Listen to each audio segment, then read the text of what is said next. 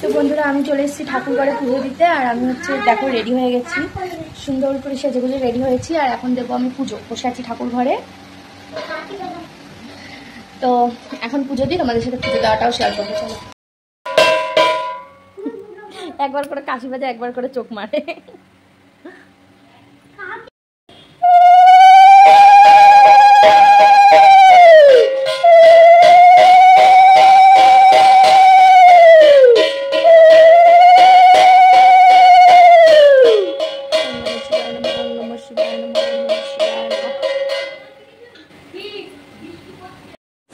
তো বন্ধুরা তোমরা তো দেখতেই পারলে আমি সুন্দর করে স্নান করে সুন্দর করে সেজে গুজে রেডি হয়ে গেছি। আর রেডি হয়ে চলে এসেছি ঠাকুর পুজো দিতে ঠাকুর ঘরে। তো ফার্স্টেই আমি শিব ঠাকুরকে স্নান টান করিয়ে তোমার দুধ, গঙ্গা জল, ঘি, মধু, অগ্র, চন্দন মানে সব কিছু, তিল ওই করঙ্গের মধ্যে মিলানো ছিল, মা মিলিয়ে দিয়েছিল, ওটাই ঠাকুরের মাথায় আমি ঢেলে দিয়েছি। আর পরিয়ে দিয়েছি আকন্দ ফুলের মালা, নীলকণ্ঠ ফুল আর বেলপাতা ঠাকুরের মাথায় দিয়ে দিয়েছি।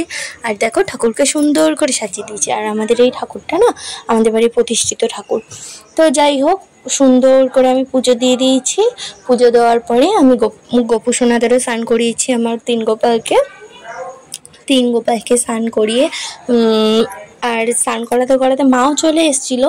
মাও ওদিকে পুজো দিচ্ছিল। আসলে আমার মার ভোর 4টের সময় গোপালকে পুজো দেওয়া হয়ে যায়, প্রত্যেক দিন ভোর 4টে। তারপরে ওই দুপুরের পুজো থাকে, সেটাই আজকে আমি দিলাম আর কি। তো যাই হোক, আমি সুন্দর করে প্রদীপ টুপকাঠি জ্বালিয়ে একটু শিব ঠাকুর, গোপাল ঠাকুর, রাধাকৃষ্ণ সব ঠাকুরকে একটু দেখিয়ে দিয়েছি। তো আমার পুজো দেওয়াটা কেমন লাগলো আর আমি সেজেছি সুন্দর করে, তোমাদের সবার কেমন লাগছে একটু কমেন্ট করে জানিও প্লিজ। আর হ্যাঁ, পুজো টুজো দিয়ে যেহেতু আজকে উপোস করেছিলাম শ্রাবণ মাসের সোমবার, একটু ভালোভাবে উপোস করেই পুজোটা দিয়েছি। উপোস করে আজকে আমি চালের জিনিস কিছু খাবো না, খেয়েছি হচ্ছে লুচি তরকারি। তো যাই হোক, লুচি তরকারি খেয়ে বন্ধুরা আমাদের বাড়ি আজকে একাদশী। আমার মা বাবা মানে আমাদের বাড়ির সবাই একাদশী করে, এমনিও একাদশী। তার মধ্যে হচ্ছে যেহেতু আমি উপোস করেছিলাম আর আমি আজকে চালের জিনিস খাবো না বলেই ঠাকুর পুজো দিয়েছি। আর পুজো দিয়ে আমি ভেবেছিলাম একটু লুচি তরকারি করে আর কি খাবো।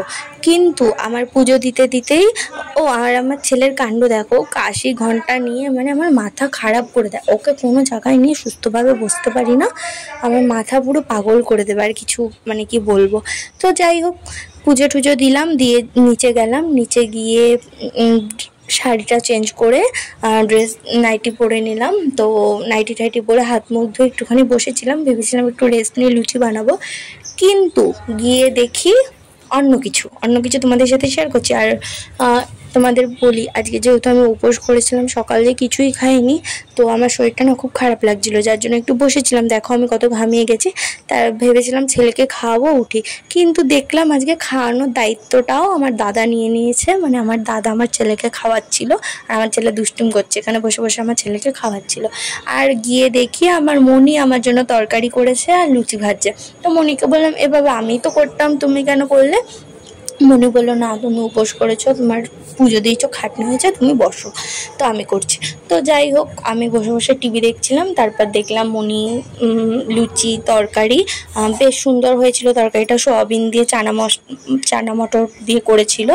আর হচ্ছে একটা জিলাপি, ওই ঠাকুরের প্রসাদ যেহেতু নিরামিষ একসাথেই দিয়েছে, সব কিছু দিল।